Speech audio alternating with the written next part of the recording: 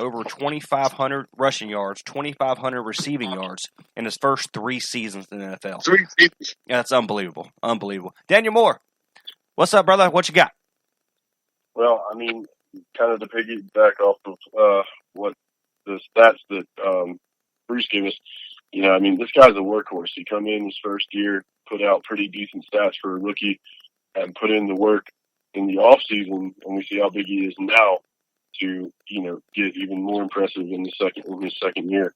So I mean, if anything, I would say he deserves it. You know, I mean, he's put in the work in the off season. He's come out and proved that his work in the off season is showing on the field. And I mean, it's kind of like Bruce said too. I think my favorite thing about him is he's a defensive coordinator nightmare, because his first year when we actually could use him spread out a little more, it was hard for defenses to figure out, you know, where is this kid coming from next? Because even out of the backfield, he could get you for 10, 15 yards, you know, whether he's catching it or running it, regardless. I mean, he's a very universal player. And I mean, that's the way I would like him if I was the head coach. You know, I would want somebody that could line up in the slot out of the back, you know, as a running back, line up in the slot and do exactly, you know, what I would expect out of a wide receiver. And I mean, this guy's a total package, and I don't think anybody else in the NFL deserves this right now, given, you know, how much work he's put in and what he's been able to show, given not necessarily the best team last year that he was on, and he still, you know, made it work for him out of his position. The best thing about all this is the Carolina Panthers are not only getting a prolific running back, one that has proved that he can run up the gut and get pounded, and still get up like nothing happened. You can run him in the running back position. You could put him in the slot, and like Brandon said, you can emergency, you know, quarterback if need be. And piggyback off what Bruce and Daniel just said, he's the complete package. He's a nightmare for defensive specialists, and he is the perfect player to put under Joe Brady's offense. He is the perfect individual for this. Yes, $16 million is a huge, huge contract for a running back, but you're getting him in his prime. Every time you see a running back get paid, it's usually after 5-6 years in the league, and you know that's going to start wearing down. He's still in his 20s. He's got, you know, obviously 4 more or 5 more years in the Carolina Panthers uniform guaranteed. So we're only going to see the even better Christian McCaffrey moving forward. And we mentioned this off air that after 2 years that you see maybe he might start declining at the running back position, he is still a prolific slot receiver. And the wide receiver group for the Carolina Panthers, this is where we're going to go, is probably the deepest in the league right now. DJ Moore, Curtis Samuel, if he's going to stay in Carolina uniform here, I'm pretty sure he will. He just got to stay on the field. He's got to stay healthy.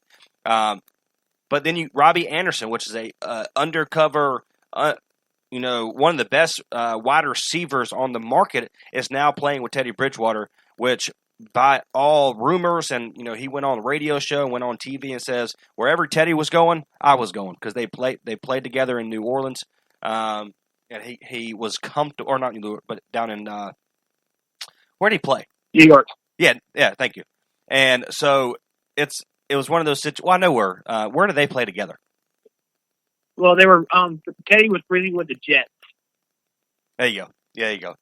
And so, you know, we bring in Robbie Anderson, then you bring in all sorts. I think they have on the roster right now 10 wide receivers.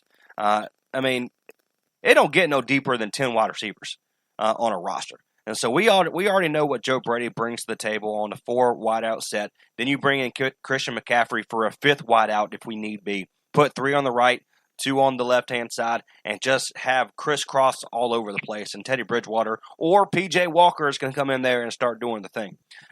Daniel Moore, we'll go here with you, my friend. What do you think of this Carolina Panthers team this year? I've been on this show saying that the Carolina Panthers are going to have a better record than Ron Rivera over in Washington. I think they're in a better position to be able to do that, a better roster.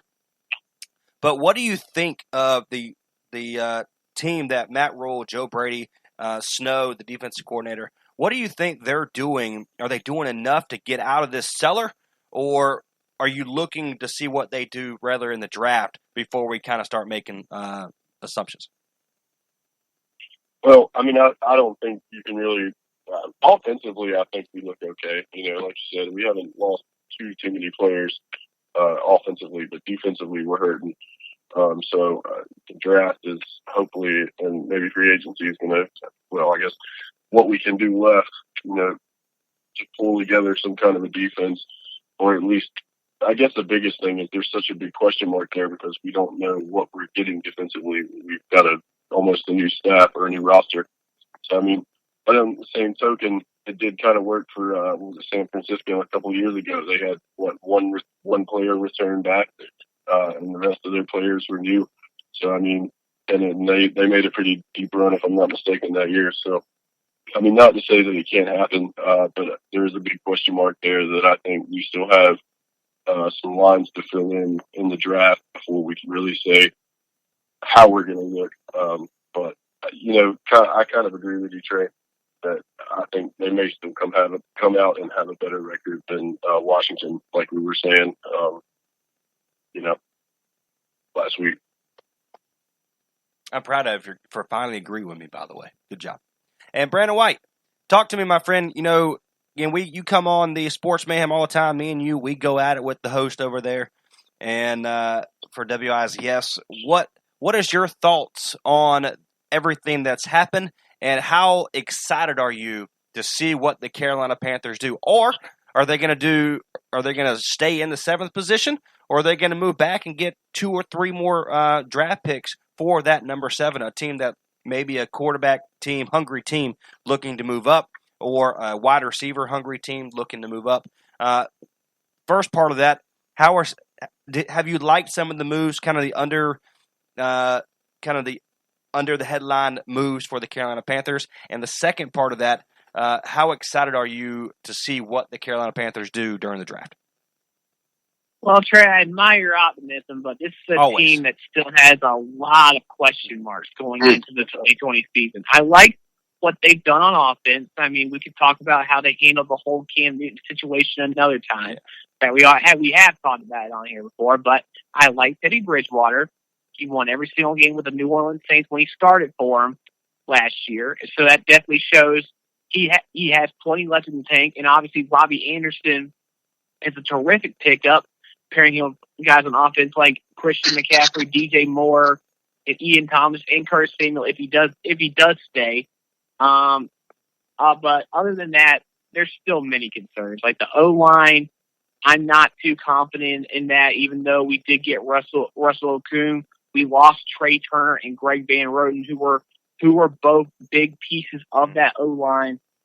And also on defense, we've lost so many people on defense. Kuechly's gone, Addison's gone, Bradbury's gone, special teamer Colin Jones is gone. I mean, we are not going to win a whole lot of games if we don't do something about that defense, particularly the secondary. As far as like the draft goes, I think I'd be happy if the Panthers got Isaiah Simmons or Derrick Brown. Some draft boards say Simmons, others say Brown, and I think those two options are good enough to the point where I don't think the Panthers are going to trade up or move backwards in the draft. There's a lot that we can get with the top 10 pick. It's a good draft class, so I think you're going to stay there, and I think the main areas they're going to address in the draft. Because I think they have the quarterback position pretty well wrapped up. They're going to make changes to their defense on the D line and the secondary, hopefully in the linebacker core too. And they're going to look at some people on the O line, especially considering the fact that Russell Okung is getting up there in age, and somebody will have to replace him sooner or later. So this is all a rebuilding era for the Panthers. They are more than likely not going to be that good this year, but they may be great next year, depending on what kind of moves they make when the rest of free agency gets going. Because, you know, COVID-19's messed that up a little bit. There's a lot of guys still left on the street, and also what they do in the draft. Mm-hmm. So It's a process. The great philosopher Joel Embiid once said, "Trust the process." So that's what I'm going to do here. I'm going to leave this up to David Tepper, to Matt Rule, to Joe Brady to get all this figured out. I know this year's probably not going to be the best, but if they make the right moves, the Panthers can be good again. Hopefully our process ends up more productive than the 76ers has. That's right. Yeah. That's right. And that's another day. We can talk about that on another day because some of the moves they made during the offseason a couple years ago were just atrocious. Atrocious. Bruce Barrett. Well, yeah, you talk about rebuilding in the defense. I think it has to start right out the gate with Luke Kuechly. He retired this year. And you look at that player. Now, how about this? Listen to this. In the 16 games that he played, he had 81 solo tackles, 63 assists for a total of 144. That's 9 a game. He had 6 tackles for a loss, and he had 2 interceptions. And Luke Kuechly, in my opinion, first year of eligibility, I think he's destined for Canton, without question. But they have got to start there at the linebacker. That's going to be a big issue right there. Who is going to step up and do the things that Luke Kuechly did for that football team? And another thing that I saw this week is, they're doing the virtual OTAs.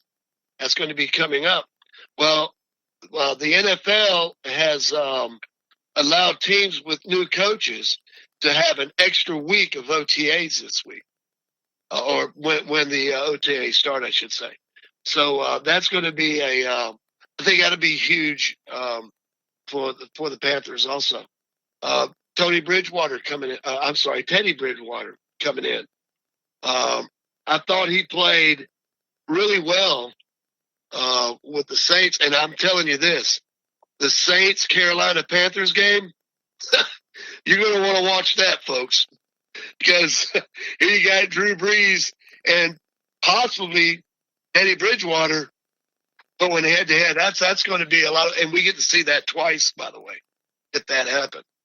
But Teddy Bridgewater in 9 games completed 67, or right at 68% of his passes. It was 133 of 169. He had 9 touchdowns and 2 interceptions. And for the Panthers, it was mostly Kyle Allen. He led the Panthers with 3,322 yards in the 13 games that he played, and he was a 62% completion also with a rating of 80. So that's going to be going into these OTAs and the spring drills and things of that nature, and of course the summer workouts and camp and everything. I think that's going to be a very interesting battle there between the quarterbacks coming into the season. But I tell you what, it's really nice when you got 2 quarterbacks that you can look, kind of reminds you, when Bob Greasy was with the Dolphins. A lot of people didn't realize, but the 72 Dolphins were undefeated.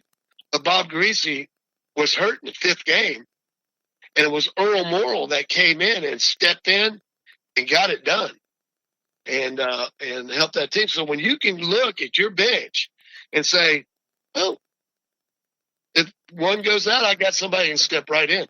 I think that's huge. I bet there's a lot of teams out there wish they had that deal with their football clubs. So I think it's going to be a very interesting thing to see as as training camp gets started and things of that nature. I think it's going to be very competitive and a lot of fun to watch and see how that works out for the Panthers. Absolutely. Again, you're tuned into the Roundtable Discussion podcast right here on the CRN Sports Podcast Platform. Follow everything we do at crnsports.org and all of social media, Facebook, Instagram, Twitter. And you can follow this podcast on any platform that you could possibly choose. If we're not there, feel free to let us know. We'll be happy to be there as well. What the Carolina Panthers need right now is they have to hit the first 4 draft picks in this 2020 NFL draft. You need at least 3 full-time starters. We understand that Marty Herney is usually